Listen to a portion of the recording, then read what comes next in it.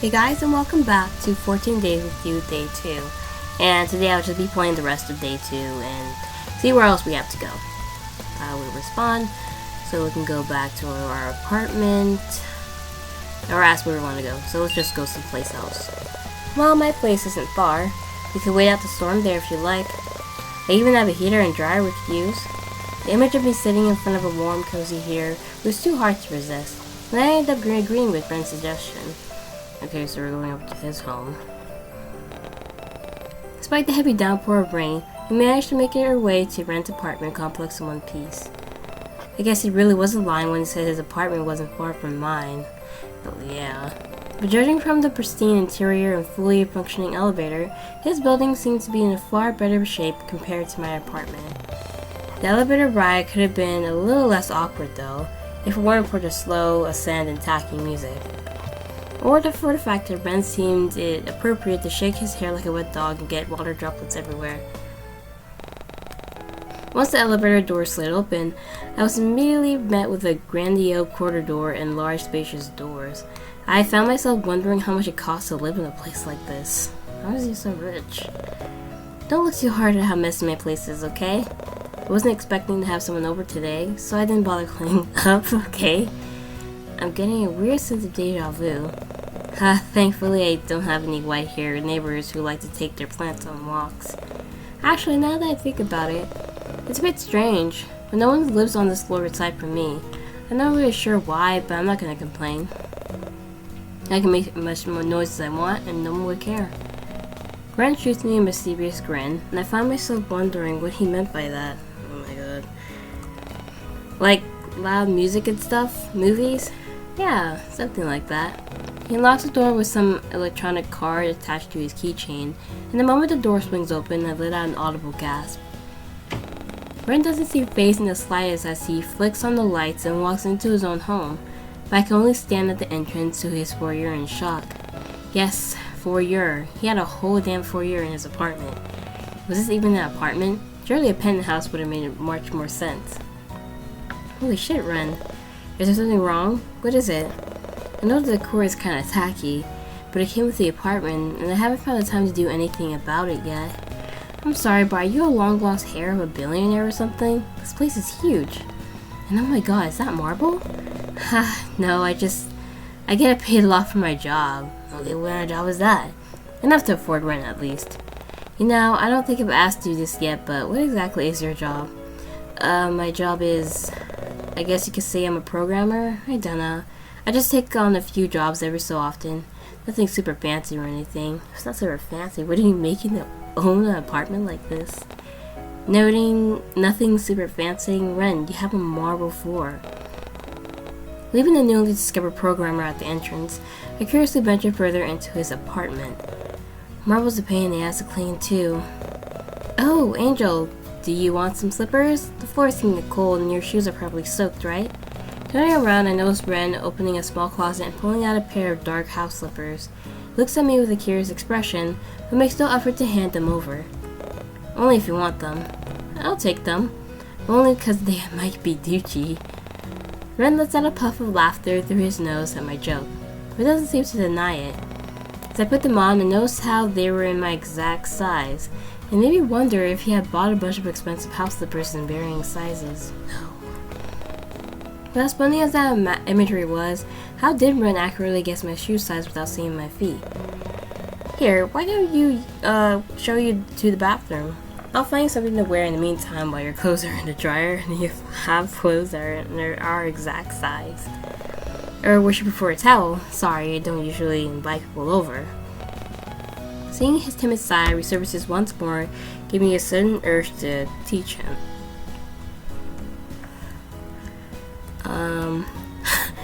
Being mean. Just a towel. I'm not gonna go delve into that. Am I your first house guest? Maybe. I'm actually very picky with who I invite over, and I prefer to be on my own most of the time, so I don't usually bring people over. He never answered the question. I gave him a teasing smile, and he shyly turns his head away instead. Anyways, I'll show you to the bathroom. You can use whatever you want in there. Nothing's off limits. First, he was offering to spend the night at my place. Then he was asserting himself as my boyfriend in front of my friends. He really doesn't care about personal boundaries, huh? You just noticed? I was beginning to think Ren didn't really seem to mind when it came to me invading his personal bubble as well. Though he still seemed pretty standoffish around TOJ and Leon, and it took him a while to warm up to Eleanor back at the library. He even seemed indifferent when he first met Violet, but I figured it was only because she was shy. Speaking of being shy, I still noticed how Ren didn't seem to be switching up his personality as much anymore, and I was beginning to think that he was showing me his real side. Up until now, everything felt real and genuine, and I found that we could bounce back witty retorts between each other more easily. Though every now and then he might slip up and stutter, but I just assumed it was because my teasing made him flustered. So maybe the timid side of him was genuine after all. But I'll leave some clothes for you outside. Put the plushie I bought for you in your room. Oh yeah, thanks. Room? But I thought we were just there to wait out the rain. Great, I was zoning out again and completely missed half of what he was trying to say. Something about clothes and the plushie he bought. Was he talking about the Haruka plushie I was eyeing up earlier? I mean, he was carrying a gift bag from that souvenir shop earlier. Did he really buy me a toy? Ren, however, doesn't seem to pick up on my confusion though, and invitingly opens the bathroom door for me with a soft smile. And so, without trying to make things awkward, I quickly slip inside and lean against the door for support. Which was fortunate for me because one sweep of the bathroom had me stumbling back in surprise. Whoa. Even his bathroom looked expensive.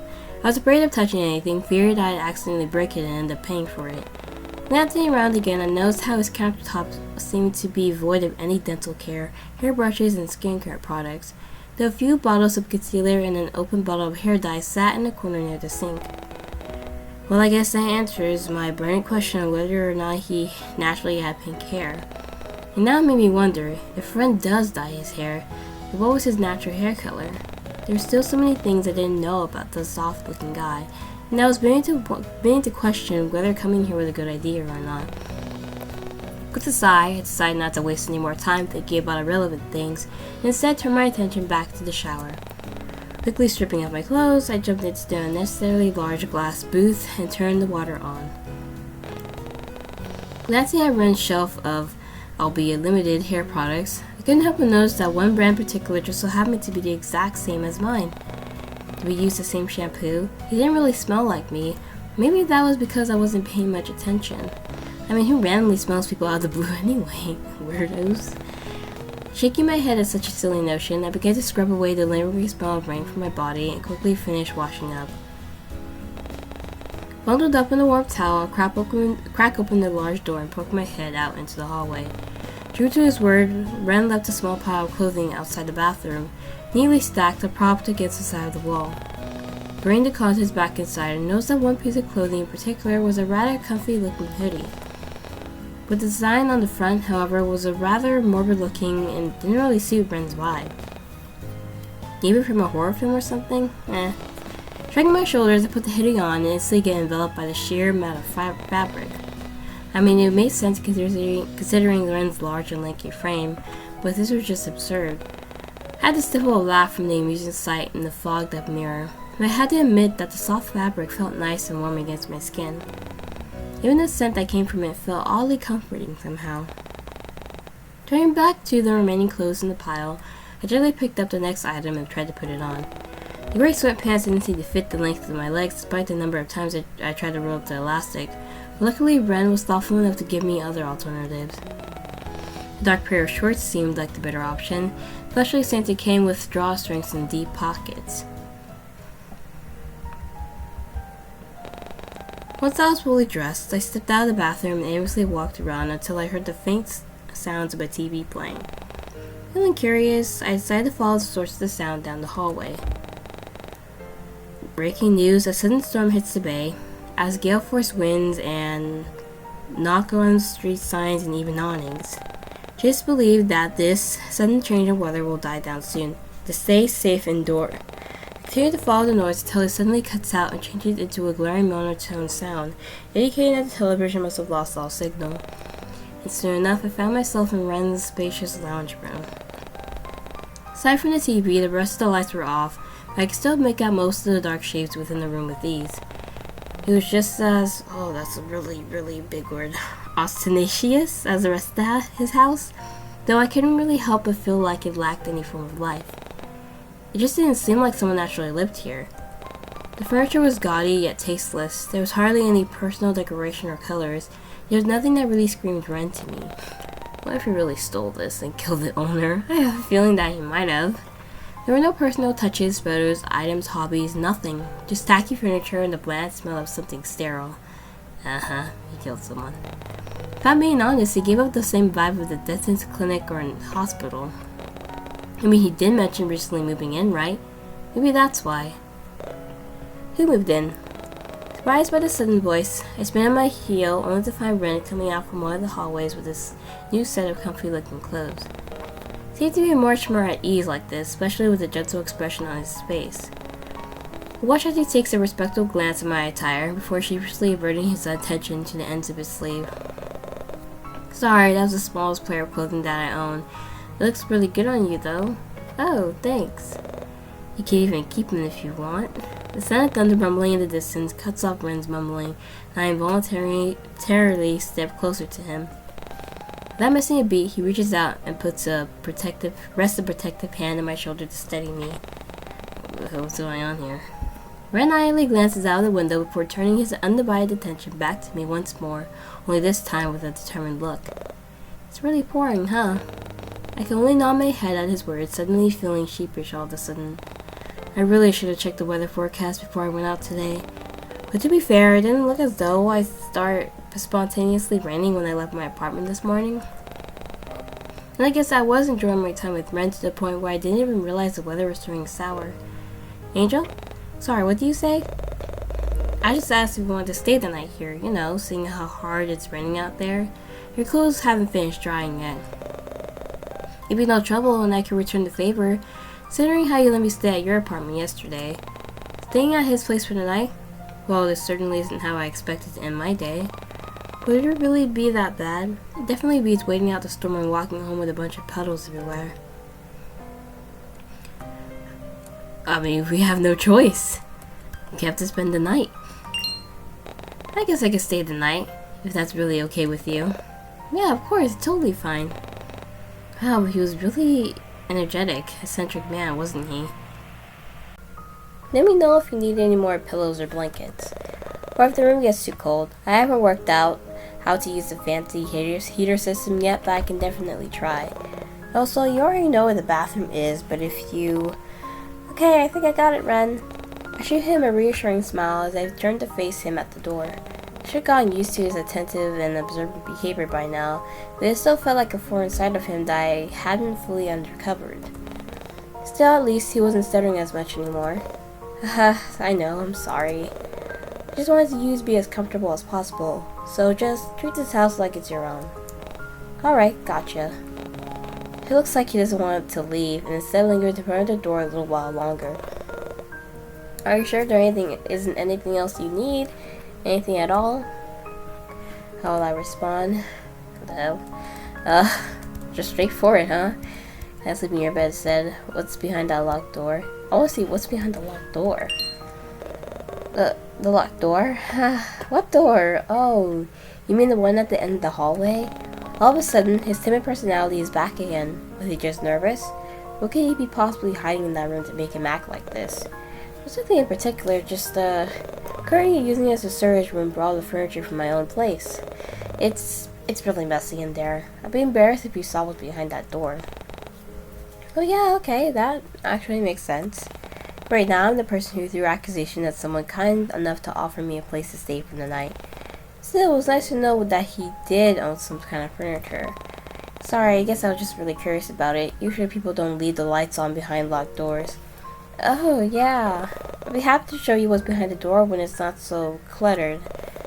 But if that's all, then I guess I'll get some sleep. If you need anything, my door is just 3 doors down. Gotcha. Good night, Ren. Good night, Angela. Sweet dreams. The watch in silence as Ren turns on his heel and makes his way towards his own room down the hall. Shaking my head at his odd behavior, I close the door behind me and slowly make my way towards my bed. I noticed that Haruko plushie Ren had bought earlier was sitting atop the sheets, and I gently bring it closer to my chest to give it a soft squeeze. So I really did buy this for me after all. The faintest hint of cherry and mint emits from the toy. It makes my mind drift to thoughts of that strange pink-haired man once more.